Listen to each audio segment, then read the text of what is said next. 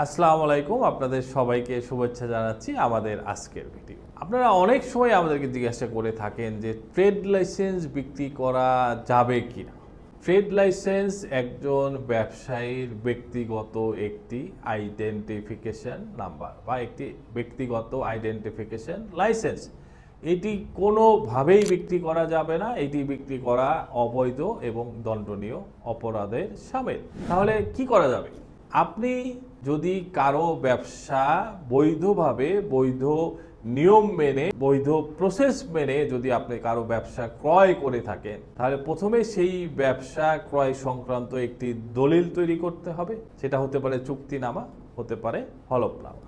তারপরে সেই দলিল বা সেই ক্রয় সংক্রান্ত কাগজপত্র নিয়ে যার ব্যবসাটি আপনি ক্রয় করছেন তাকে সাথে নিয়ে যেই প্রতিষ্ঠান থেকে ট্রেড লাইসেন্সটি করা হয়েছে সেই প্রতিষ্ঠানে গিয়ে আবেদন করতে হবে যে আমার ট্রেড লাইসেন্সটি সংশোধন করে দেওয়া হোক, কারণ আমি আর এই ব্যবসাটি এখন পরিচালনা করছি না। এখন আমার পরিবর্তে আমার এই ভাই বা বোন এই ব্যবসাটি ক্রয় করেছেন, উনি পরিচালনা করবেন।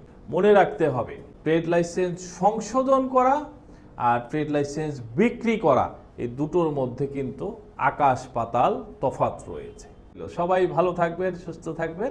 ধন্যবাদ সবাইকে।